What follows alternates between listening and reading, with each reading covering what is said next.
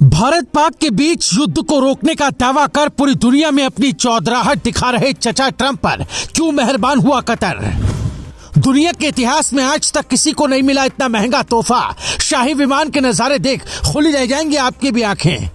इतना महंगा और आलीशान विमान देख ट्रंप की भी टपकने लगी लार, लेकिन उसी के मुल्क के संविधान ने अड़ा दी टांग। ये कोई साधारण विमान नहीं है, ये है बोइंग 747-8, एक ऐसा जंबो जेट जो आकाश में उड़ता महल है। 89 सीटों वाला ये वीआईपी विमान अत्याधुनिक तकनीक और शाही ठाट बाट से लैस है। इसकी कीमत लगभग $400 मिलियन, यानी हमारे भारतीय रुपए में 34 अरब से ज्यादा। मीडिया रिपोर्ट्स की माने तो डोनाल्ड ट्रंप इसे अमेरिका के राष्ट्रपति विमान यानी एयरफोर्स 1 के तौर पर इस्तेमाल कर सकते हैं, लेकिन क्या ये इतना आसान है जितना दिख रहा है? आइए इस विमान की खासियत पर पहले नजर डालते हैं। इस बोइंग 747-8 को देखकर आपका मुंह भी खुला रह गया होगा। ये विमान लंबी दूरी की उड़ानों के लिए बनाया गया है, जिसमें हर वो सुविधाएं जो एक शाही परिवार या विश्व के नेता को चाहिए। इसका इंटीरियर सोचिए, सोने और चमड़े से सजा एक आलीशान महल जो 30,000 फीट की ऊंचाई पर उड़ रहा हो। इसमें प्राइवेट सूट्स, कॉन्फ्रेंस रूम और शायद एक मिनी थिएटर भी हो सकता है। ये विमान कतर के शाही बेड़े का हिस्सा है और इसे खास तौर पर वीवीआईपीज के लिए डिजाइन किया गया है। लेकिन सवाल ये है, कतर इसे ट्रंप को क्यों देना चाहता है? यहाँ कहानी में आता है एक ट्विस्ट।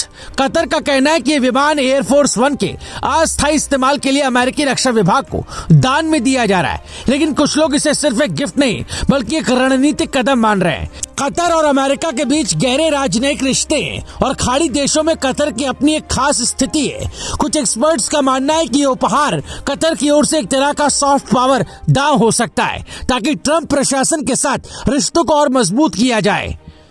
लेकिन रुकिए, ये कहानी इतनी सीधी नहीं है। अमेरिकी संविधान इस गिफ्ट को एक्सेप्ट करने में सबसे बड़ा रोड़ा बन सकता है।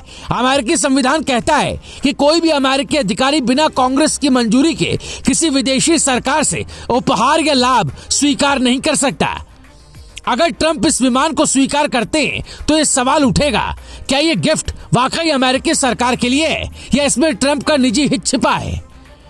इस विमान की कहानी में एक और दिलचस्प मोड़ है। इस साल फरवरी में ट्रंप ने फ्लोरिडा के पाम बीच अंतर्राष्ट्रीय हवाई अड्डे पर कतर के एक ऐसे ही बोइंग 747-8 का दौरा किया था। ये हवाई अड्डा उनके मारे लागो एस्टेट से बस कुछ ही मिनट की दूरी पर है। व्हाइट हाउस के अधिकारियों ने तब कहा था कि यह दौरा ट्रंप को यह समझने के लिए था कि एयरफोर्स 1 की अगली पीढ़ी को कैसे डिजाइन किया जाएगा। लेकिन अब सवाल ये है, क्या ये दौरा पहले से तयशुदा गिफ्ट का हिस्सा था या महज एक संयोग था?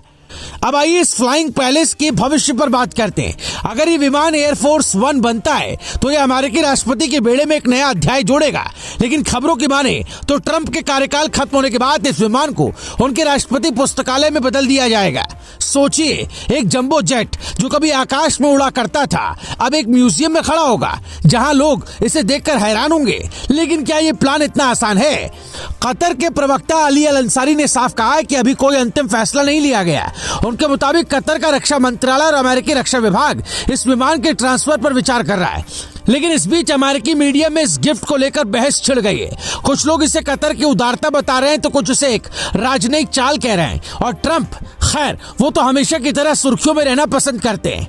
अब सोचिए, अगर आप या हम 34 अरब का गिफ्ट किसी को दे दें तो क्या होगा? शायद हमारी जिंदगी भर की कमाई भी इस फ्लाइंग पैलेस की एक सीट की कीमत ना छू पाए। लेकिन ट्रंप के लिए ये गिफ्ट सिर्फ एक और चमकता सितारा है जो उनकी शाही छवि को और चमकाएगा। लेकिन सवाल वही है, क्या ये विमान वाकई एयरफोर्स 1 बनेगा या सिर्फ एक शाही सपना है जो कागजों में सिमट कर रह जाएगा? तो ये थी कतर के 3,392 करोड़ के फ्लाइंग पैलेस की कहानी। एक ऐसा गिफ्ट जो न सिर्फ कीमत में भारी है बल्कि सवालों का बोझ भी ढो रहा है। क्या ये विमान अमेरिका के राष्ट्रपति बेड़े का हिस्सा बनेगा? क्या ट्रंप इसे स्वीकार करेंगे या अमेरिकी संविधान इसकी राह में रोड़ा बनेगा? इन सवालों के जवाब तो वक्त ही देगा। तब तक आप हमें बताइए, अगर आपको इतना महंगा गिफ्ट मिले तो आप क्या करेंगे? कमेंट जरूर कीजिएगा।